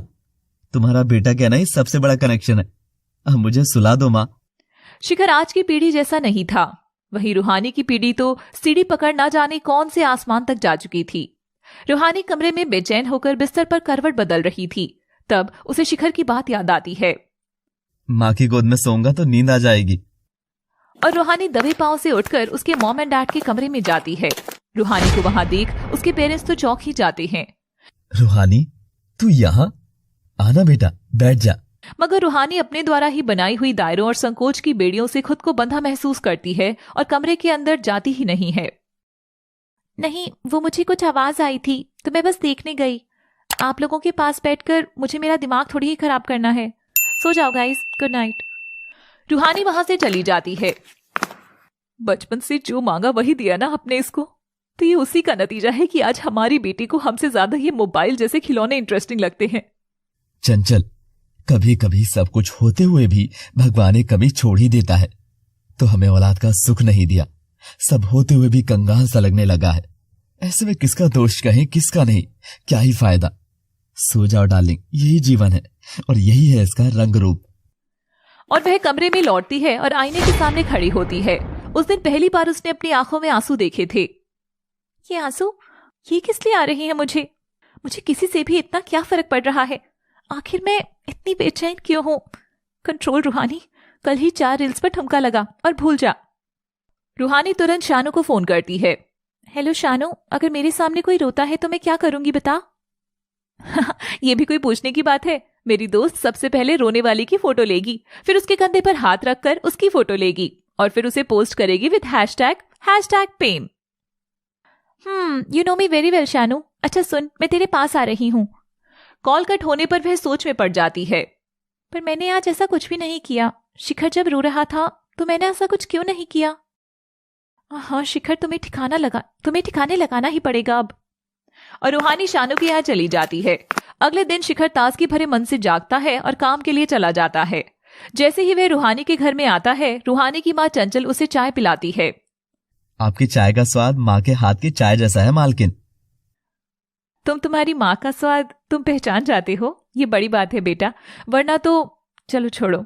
अच्छा जाओ, ऊपर जाओ, कमरे में चाय दे आओ। शिखर ऊपर के कमरे में चाय देने जाता है। कुछ देर बाद उसके हाथ से चाय का कप गिरने की आवाज आती है और वो भारी सांसों के साथ हाफता हुआ सीधा घर के बाहर भागता है। तभी सामने से रूहानी और शानू भी आ रही थी, जो शिखर को ऐसा देखते हैं। रूहानी, शिखर ऐसे दौड़ क्यों रहा है? क्या हुआ इसे? तूने फिर से तंग किया क्या? अरे नहीं तो। शिखर रुको, कहाँ जा रही हो? रुक जाओ। पर शिखर पलटकर एक बार भी नहीं देखता। तो ऐसा क्या देखा शिखर ने? शिखर घर जाकर रोता हुआ दरवाजा बंद कर लेता है। शिखर, क्या हुआ शिखर? तू ठीक है ना मेरे बच्चे? माँ वो आ गई। वो ये सुनते ही भावना के पांव भी कांप उठते हैं। मगर आखिर क्यों? कुछ देर पहले शिखर रूहानी को चाय देने के लिए उसके कमरे में जाता है तो देखता है कि वह रूहानी नहीं थी, बल्कि रूहानी की भाभी रंजना थी। रंजना वही लड़की थी जो अक्सर शिखर के ख्यालों में नजर आती थी। रंजना और शिखर चौंक कर एक दूसरे को देख रहे थे और शिखर कांपता हुआ चाय गिरा देता है। उसकी सांसें फूल जाती हैं। रंजना, तुम यहाँ? रंजना शिखर को देखकर नजरें झुका लेती है। वह कुछ और बोलती कि तभी शिखर वहां से भाग जाता है। रास्ते में शानू और रूहानी शिखर को भागता हुआ देखते हैं। घर जाकर शिखर खुद को कमरे में बंद कर लेता है। भावना शिखर की ऐसी हालत देखकर घबरा जाती हैं। अगला दिन आता है मगर शिखर काम पर नहीं जाता। ये देख रूहानी को उसकी थोड़ी फिक्र होती है। शिखर तो कभी भी छुट्टी नहीं करता, तो आखिर ऐसा क्या हुआ है जो शिखर आज काम पर नहीं आया? ऐसे ही एक दिन और बीत गया था मगर शिखर आज भी काम पर नहीं लौटा था। भाभी, उस दिन जब मेरा पर्सनल असिस्टेंट घर से निकला था तो आप यहीं थी ना? तो क्या आपने कुछ देखा जो कुछ अजीब सा? वो नहीं, कुछ नहीं देखा मैंने तो। मैं तो उससे मिली तक नहीं। रंजना झूठ बोल देती है। दिन बीतते गए। उधर ना ही शिखर अपने कमरे से निकला था, ना ही काम पर लौटा था। रूहानी शिखर को बहुत मिस करने लगी थी। एक दिन रूहानी बेचैन होकर सुबह जल्दी जाग जाती है और नीचे जाती है। शिखर ने कहा था कि जब दूसरों की भूख बांटते हैं तो नींद अच्छी आती है, तो क्यों ना आज मैं सबको कुछ बनाकर खिलाऊं? रूहानी किचन में काम करके सबके लिए नाश्ता बनाती है। चंचल यह देख खुशी से रो पड़ती है। वह अरविंद को बुलाकर दिखाती है। ये चमत्कार कैसे हुआ चंचल? हो ना हो अरविंद, उस लड़के शिखर की बातों का असर हमारी बेटी पर पड़ा तो है। उसकी गरीबी और जमीनी ख्यालातों ने हमारी बेटी को नकली दुनिया से बाहर निकाला है। अरविंद चंचल को गले लगा लेता है। आज जमाने बाद उस घर में खुशियां आई थी। दूर खड़ी रंजना ये सब देखकर चिढ़ जाती है। जो मेरा हक रहा है वो सब हक छीनता ही चला गया ना। रूहानी सबको नाश्ता बनाती है। तभी चंचल के हाथ से चम्मच जमीन पर गिरता है। 1 मिनट माँ, मैं उठाती हूँ। और रूहानी अपना फोन हाथ में लेती है, लेकिन आज उसने कोई कैमरा शुरू नहीं किया था।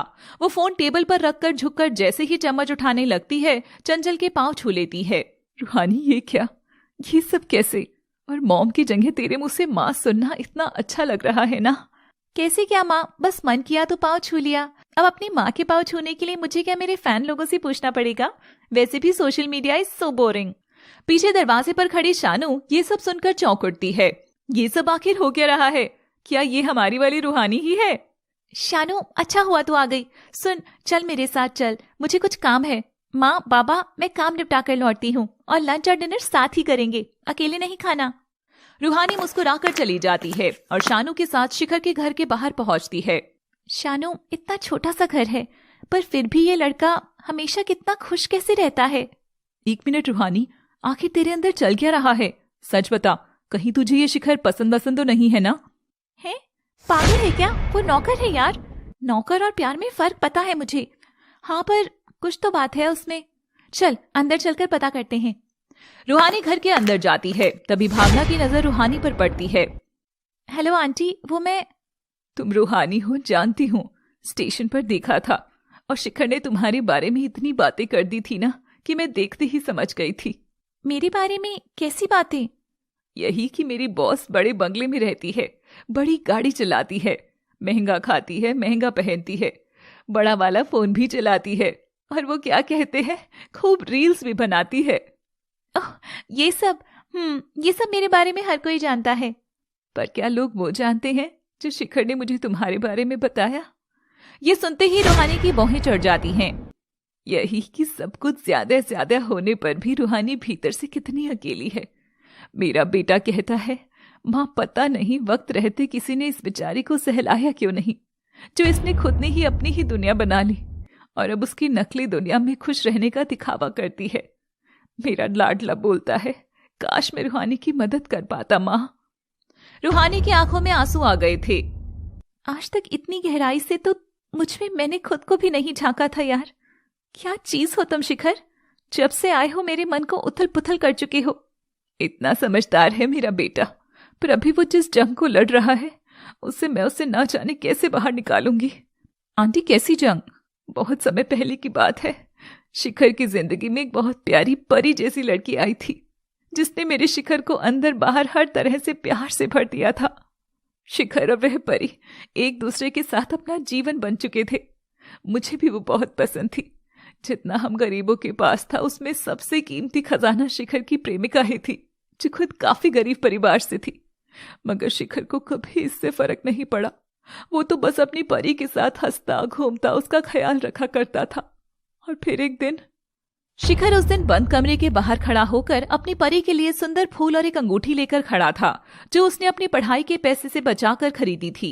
और दरवाजा खुलता है, शिखर मुस्कुराता है, लड़की भी मुस्कुराती है और शिखर कमरे में चला जाता है। मुझसे शादी करोगी रंजना? क्या तुम मेरी बनोगी हमेशा हमेशा के लिए? और वह रंजना को अंगूठी पहना देता है। एक बार तुम मेरी जिंदगी में आ गई ना, तो देखना जान, ये नकली अंगूठी कब असली हीरे में बदल जाएगी, तुम देखना। मेरे लिए मेरे हीरे तो सिर्फ तुम ही हो जान। I love you so much. Yes, marry me please Shikhar. I love you too. Yes, I will marry you very soon. No, marry me right now Shikhar. मैं बस इस पल को जीना चाहती हूँ तुम्हारे साथ। मैं तुम्हारे इतने नजदीक आना चाहती हूँ कि हमारा हर रिश्ता हमारे दायरों को पीछा छोड़ता चले जाए और हम बस इमोशंस में बह जाएं। रंजना बैग से छोटा चाकू लेकर शिखर के हाथ पर कट लगाती है। अब वहां से खून आने लगा था। चुटकी भर सिंदूर से तुम अब ये मांग जरा भर दो, कल क्या हो किसने देखा, सब कुछ आज अभी कर दो, पास आओ गले से लगा लो। और शिखर अपने खून से उसकी मांग भर देता है।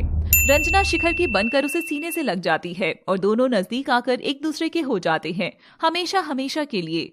उस बंद कमरे में वो दोनों प्यार की गवाही पर जीवन साथी बन गए। दुनिया से अब उन्हें मतलब नहीं था। रूहानी की आंखों में ये सब सुनकर आंसू के साथ एक अलग सी चमक थी। ओह माय गॉड, ऐसा प्यार! ये लड़की तो सच में परी से कम नहीं थी। मगर आंटी, फिर ऐसा क्या हो गया जो शिखर अब ऐसा रहता है, रूखा रूखा सा? जब दिल पर खंजर चलता है ना बेटी, तो आदमी अपनी भी परछाई से डरने लगता है। वही मेरे बेटे के साथ भी हुआ था। वह रंगीन रात काली सुबह में बदलने वाली थी, ये कोई नहीं जानता था।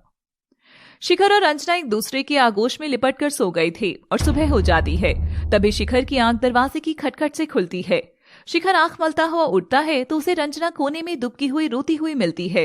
रंजना, क्या हुआ तुम्हें? तुम ऐसे क्यों? तभी दरवाजा टूट जाता है और पुलिस अंदर आती है। पुलिस को देख रंजना फूट फूट कर रोती है। सर ली जाइए इस जालिम को यहाँ से।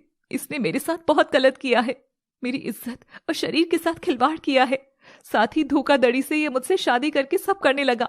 देखिए सर कितना मारा है। शिखर रंजना की बात सुनकर एकदम सदमे में जा चुका था। वो सुन हो चुका था। पुलिस उसे ले जाकर उसे लटकाकर बहुत मारती है। केस कोर्ट में जाता है और सब लड़की की ही बात मानकर शिखर को दोषी करार देते हैं। शिखर को अपना सब बेचकर रंजना को चुकाना पड़ा और तब से धन के साथ मेरे बेटे का मन भी उस काले अंधेरे में कहीं कैद हो गया बेटा। पर अब वो फिर से जीने लगा था। मगर आखिर उसने ऐसा किया क्यों था? उस लड़की को दिल का सौदा करना आता था। सुना था कि कहीं कोई अमीर उसके हाथ लग गया था, तो मेरे बेटे को फंसाकर उसके पास चली गई थी। पता नहीं किस बेचारे की किस्मत में जहर घुला हो, पर सब ठीक हो रहा था। पर ना जाने कैसे कुछ दिन पहले वो चुड़ैल उसे फिर से नजर आई और तब से मेरा बेटा सहम गया। माँ जी, कौन थी वो परी? क्या नाम था? परी नहीं, काली परी थी वो, रंजना नाम की। रूहानी ये सुनते ही चौंक जाती है। रंजना?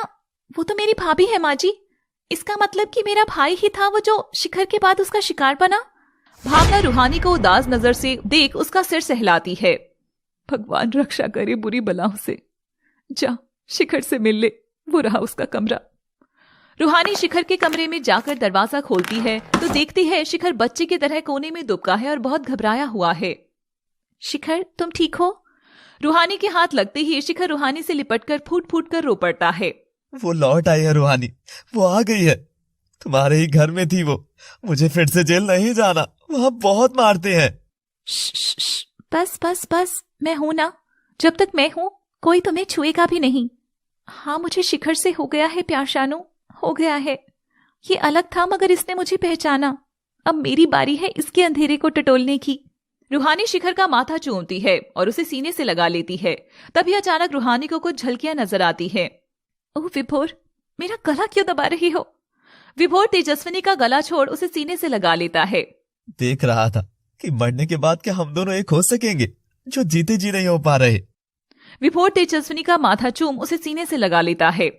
देखिए, जन्म जन्म का साथ में आखिर में दो बिछड़े लोग इस जन्म में अपनी कहानी कैसे पूरी करते हैं। रूहानी को शिखर के सीने से लगते ही एक जोरदार झटका लगता है और इस बार वो जिन यादों में पलट कर जाती है वहां चेहरे धुंधले नहीं बल्कि एकदम साफ नजर आ रहे थे। रूहानी बीते समय की यादों में देखती है कि कैसे विभोर और तेजस्विनी के चेहरे और कोई नहीं बल्कि शिखर और रूहानी के ही चेहरे थे।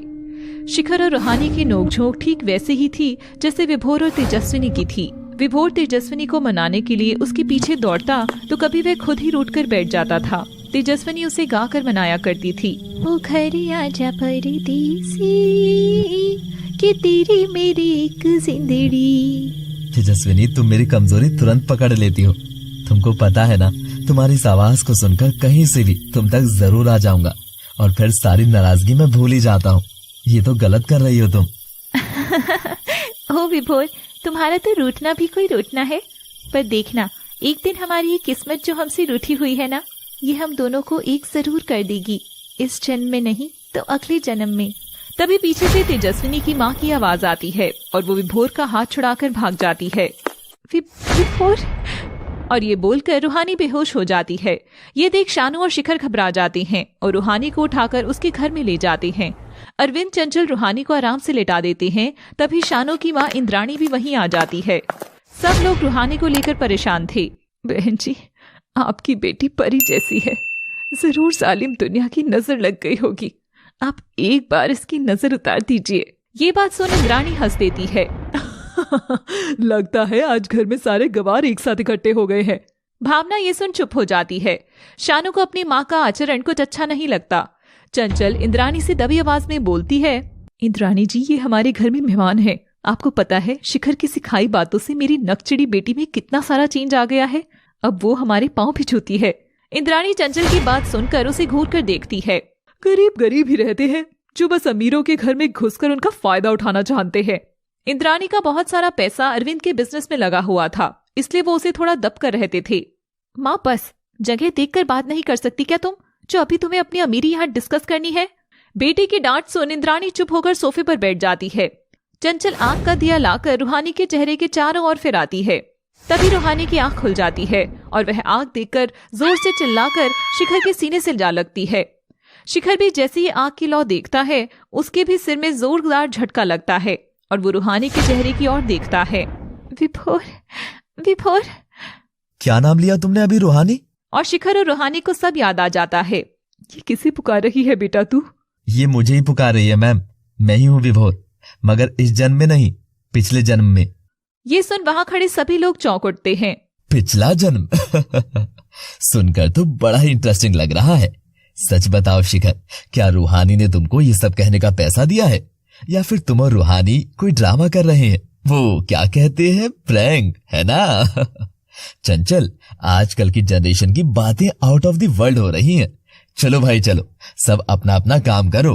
तभी रूहानी जोर से चीखती है, रुको सभी, क्या आपको ये सब सच में मजाक लग रहा है? अगर ऐसा है तो ये मेरा फोन, जिसके अभी तो टुकड़े होने वाले हैं। रूहानी जोर से अपना फोन जमीन पर फेंक कर तोड़ डालती है। माँ बाबा, सोशल मीडिया से भी ऊपर कुछ होता है। मैं जान गई हूँ, मेरी विभोर ने मुझे सब समझा दिया है, मगर हमारा ये सच कोई कहानी नहीं बल्कि हकीकत है। आज से 22 साल पहले की हकीकत, जब मेरी माँ और शिखर की माँ इस जगह पहली बार आए थे। मगर उससे पहले क्या हुआ, ये आपको जानना होगा। हाँ रूहानी, इन्हें सब जानना होगा। पिछले जन्म में मैं एक छोटे घास के कच्चे घर में रहने वाली गरीब लड़की तेजस्विनी थी। तेजस्विनी सबसे सुंदर तो थी ही, मगर नगर में सब उसके गुणों की भी ज्यादा पूछते थे। जब वो कहीं से गुजरती तो लोग उसे देखकर बस यही कहते थे, वो देख, गरीब कमला की बेटी जा रही है, मगर गुणों से ये इतनी अमीर है ना कि जिस भी घर में जाएगी उस घर को इसके गुणों की वजह से जाना जाएगा। थोड़ी दूर पर गरीब विभोर रहता था, जो पढ़ना तो बहुत चाहता था, लेकिन गरीब माँ बाप का श्रवण बेटा बनने के चक्कर में वो मेहनत मजदूरी करने लगा और पढ़ाई उससे कहीं पीछे छूट गई। एक रोज तेजस्विनी घर लौट रही थी और दूसरी ओर से विभोर आ रहा था।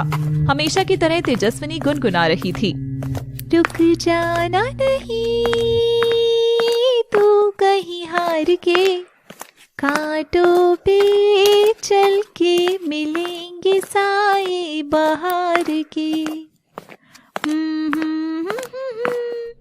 तभी विभोर तेजस्विनी को रोक लेता है। आपकी आवाज में अलग सी प्रेरणा है। आज पूरे दिन का थका था, किस्मत से हार सा गया था, और अभी ये इतने प्यारे बोल आपके मुंह से सुने तो लग रहा है कि मुझे कोई थकान ही नहीं है। शुक्रिया आपका। अरे बाबा, किस्मत से कैसी शिकायत भला, यहाँ हर आदमी अपने ही हिस्से का खा रहा है ना, दुख भी और सुख भी। जब सुख खाने वालों का पेट भर जाएगा तो तुम भी सुख चख लेना। तब तक बढ़े चलो, बढ़े चलो। ये कहकर तेजस्विनी हंसते हुए चली गई। उस रात विभोर एक अनजान लड़की की बातें सुनता ही रह गया था। अब विभोर उसी रास्ते से जाने लगा और रोज तेजस्विनी से मिलने लगा। दोनों ढेरों बातें करने लगे और एक दिन जब दोनों एक बड़े पेड़ के पास खड़े थे, अजनबी तुम मेरी तो नहीं हो, मगर फिर भी अपने से क्यों लगते हो? अपना सा लगता हूँ तो मुझे अपना बना लो ना तेजस्विनी। मैं तुमसे बहुत प्यार करता हूँ, बहुत प्यार। हम दोनों साथ मिलकर अपने हिस्से का सुख खुद कमाएंगे। ये सुन तेजस्विनी खुशी से रो पड़ी और विभोर के सीने से लग गई। आज के समय में जब हर कोई मुझे मेरे रूप, रंग और गुणों को घर में कैद करके रखने को कह रहा है, वहाँ तुम मुझे अपने बराबर कमाने का मौका दे रही हो। तुम बहुत अच्छे हो विभोर। हमारा मिलना कोई इत्तेफाक नहीं था। ये देखो, वो ऊपर वाला है ना, इसी ने भेजा है हमें इस रास्ते पर। और वक्त के साथ दोनों का प्रेम गहरा होता गया और एक दिन विभोर और तेजस्विनी एक दूसरे से शादी करने का फैसला लेते हैं।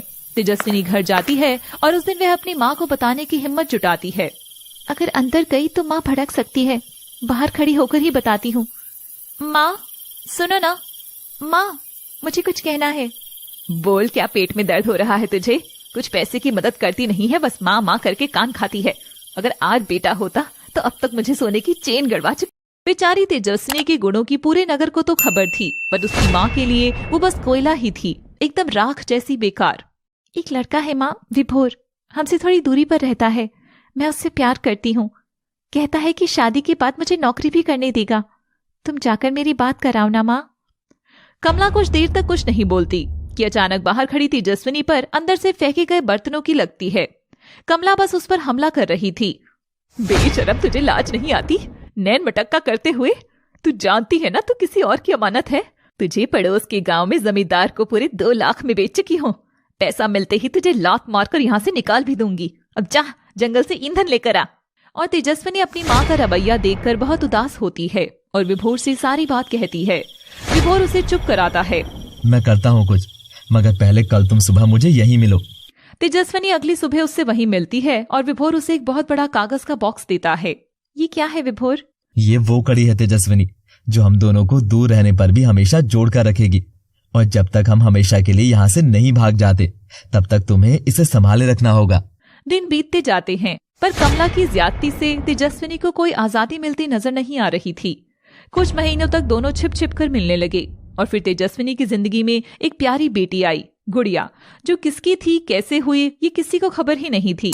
तेजस्विनी अक्सर ही अपने मन की बात सब गुड़िया से कहकर उसकी गोदी में सर रख कर रोती और वो भी रोते हुए अपनी माँ को चुप कराती। बस माँ, एक दिन सब ठीक हो जाएगा, देखना। एक दिन जब तेजस्विनी सब छोड़कर विभोर के साथ भागने गई, तब वह अपनी गुड़िया को घर के पास छिपाकर वहीं भूल आई। उसे ध्यान भी नहीं था कि वह पीछे अपनी बेटी छोड़ आई है। भाग चलो विभोर, भाग चलो माँ, वरना उस जमींदार के साथ मिलकर मुझे ढूंढ लेगी।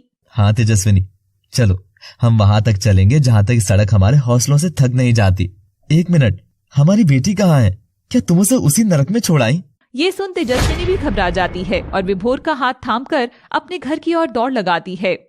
गुड़िया वहीं भूस के ढेर में आराम से सो रही थी कि तभी उसे गर्मी लगने लगी और जैसे ही वो उठती है तो देखती है कि ढेर में किसी ने आग लगा दी है। गुड़िया उसमें फंस चुकी थी और बच्ची घबराकर चिल्लाने लगी, माँ, मामा, माँ बचाओ मुझे, मैं चल रही हूँ, बचाओ। विभोर तेजस्विनी गुड़िया की आवाज सुनकर तुरंत वहाँ पहुँचते हैं तो देखते हैं गुड़िया ढेर के अंदर बैठी है और वहाँ आग लगी पड़ी है। नहीं, मेरी बच्ची, माँ मुझे गोद में ले लो ना, मुझे बहुत दर्द हो रहा है, अब मुझे सोना है माँ। मगर तभी आग पूरे ढेर को जला देती है। विभोर तेजस्विनी बहुत रोते हैं।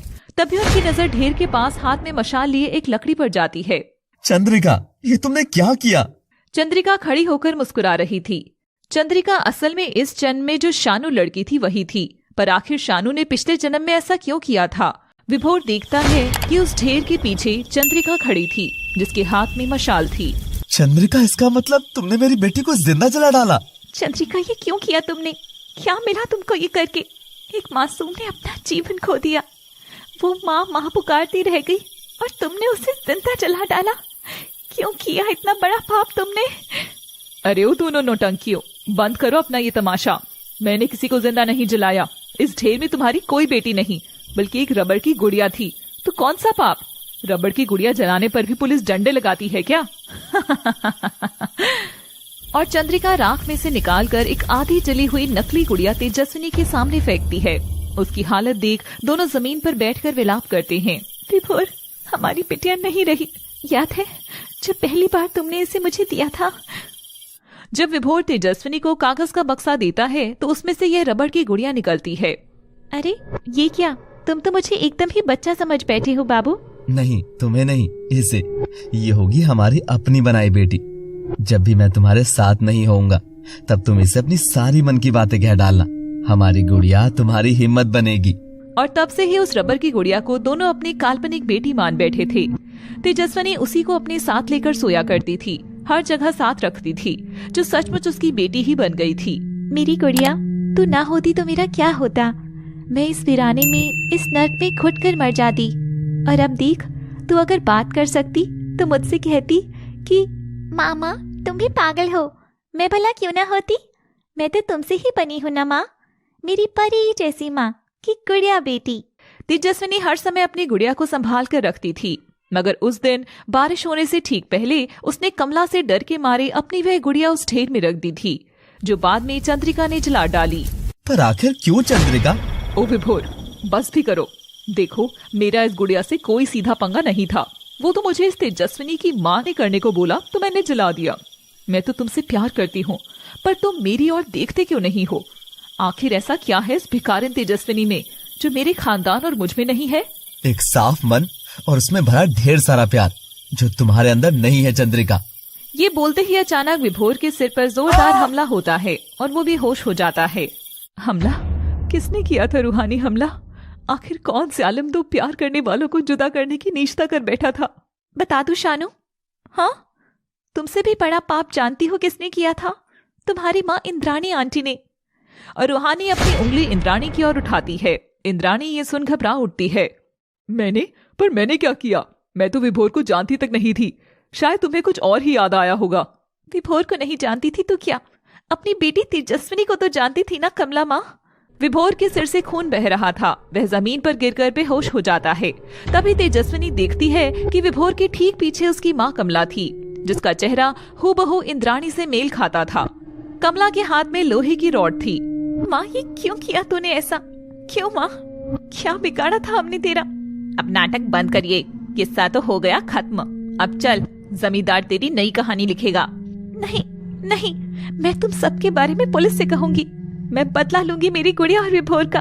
तेजस्विनी जैसे ही उठने लगती है, उसके पीछे भी जोरदार हमला होता है और वह भी जमीन पर जा गिरती है, विभोर के करीब। वो हमला चंद्रिका ने ही किया था। ये क्या कर डाला तूने लड़की? देख बुढ़िया, मुझे विभोर से प्यार था। तूने कहा मदद करेगी, पर अब जब विभोर ही नहीं है तो मैं इस लड़की की वजह से खतरा क्यों उठाऊं? अब तो ये भी खत्म और ये सब माजरा भी। तू भी तेरी जिंदगी जी और मैं भी चली। किस उल्लू से प्यार में फंस गई भाई मैं। और दोनों वहां से जाने लगते हैं। जाते हुए चंद्रिका मशाल फेंकती है, जिससे वहां आग लगने लगती है। विभोर और तेजस्विनी के शरीर में अभी भी प्राण बचे थे। उनमें अभी भी प्रेम बचा था, जो जलती आग में तड़प रहा था। तेजस्विनी! विभोर! दोनों के शरीर का बहता खून एक दूसरे से मिल रहा था। दोनों का रेंगता शरीर एक दूसरे से मिलन की कोशिश कर हर बार हार रहा था। दोनों अपने कांपते खून से सने हाथ एक दूसरे के पास लाकर एक दूसरे को थामते हैं। उनकी आंख से गिर रहा एक एक आंसू मोती उनके प्यार की आखिरी सांस गिन रहा था। हमारे प्यार की कहानी पूरी हो गई तेजस्विनी। नहीं विभोर, ये कहानी अभी खत्म नहीं हुई है। ये हमारा साथ इस मौत तक सीमित नहीं है।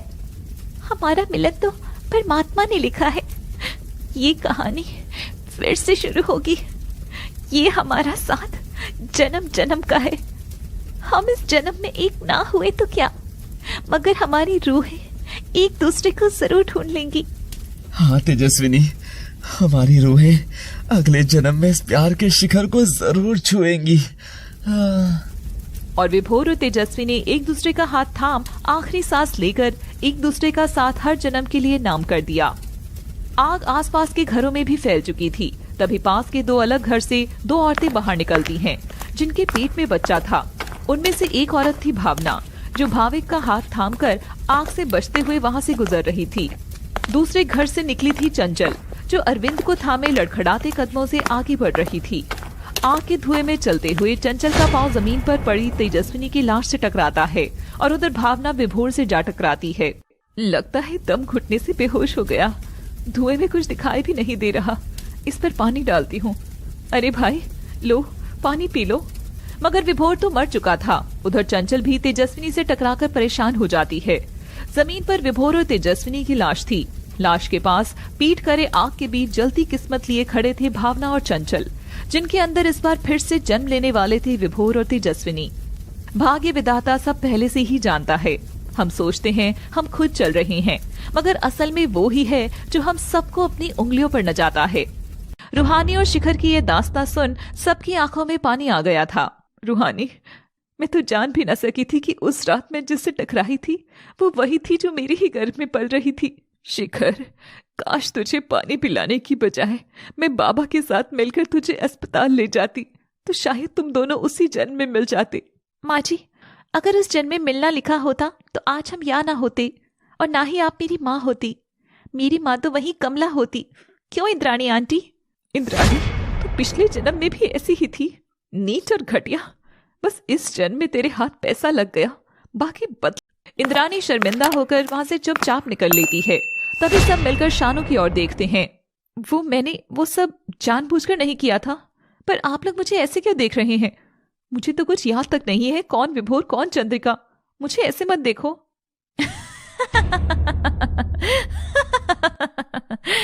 और शानू इतना ड्रामा कर खूब हंसती है। सब उसकी हंसी को समझ ही नहीं पाते। मेरी रूहानी और प्यारी दोस्त शिखर, तुमको क्या लगता है पिछले जन्म की कहानी सिर्फ तुम्ही को याद आई है? नहीं, सबसे पहले मुझे सब याद आ गया था कि मैं कौन थी, रूहानी कौन थी। मैंने जो पाप पिछले जन्म में किया, अब बारी थी उसे ठीक करने की।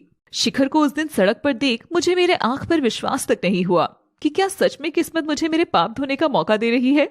और फिर मैंने तुरंत दिमाग लगाकर शिखर को रूहानी के घर तक लाने का बंदोबस्त किया।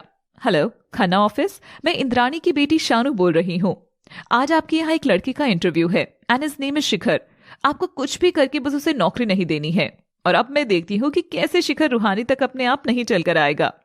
मैंने ही ड्राइवर वाले पोस्ट पर सैलरी अच्छी लिखी ताकि शिखर दौड़ा चला आए। मैं ही दोनों को करीब आने का मौका देती थी, मगर रूहानी का एटीट्यूड सब खेल खराब कर देता। वो एकदम वैसी नकचड़ी हो रही थी जैसे पिछले जन्म में चंद्रिका थी। इसलिए शिखर के करीब जाकर मैंने रूहानी में जलन तक पैदा करी। और देखो आखिरकार मेरी मेहनत रंग लाई। शानू, ये सब? मेरी दोस्त पिछले जन्म के गुनाह के बोझ को चाहकर भी पूरी उम्र लगाकर भी ढो नहीं सकती थी, लेकिन तुम दोनों को मिलाकर इस प्यार को नया जन्म तो दे सकती थी। और रूहानी और शिखर अपनी प्यारी दोस्त शानू के गले लगते हैं। पूरा परिवार एक दूसरे से मिलता है और चंचल अरविंद भी शिखर को अपना लेते हैं। अब बस फटाफट दोनों की शादी कर देनी चाहिए ताकि हमारी नालायक बेटी भावना जी के घर जाकर कामकाज सीखे। हाँ, और शिखर मेरा बेटा बनकर मेरे काम में हाथ बटाए। तभी रूहानी की भाभी रंजना अपना बैग पैक करके नीचे आती है। शिखर, मैंने जो तुम्हारे साथ किया उसके बाद किस्मत ने मुझे अपने आप ही सजा दे दी। जिस दौलत के लिए रूहानी के भाई से शादी की, वो मुझे किसी और के लिए छोड़कर विदेश चला गया। और अब मेरा भी समय हो गया है तुम्हारी जिंदगी और इस घर से जाने का।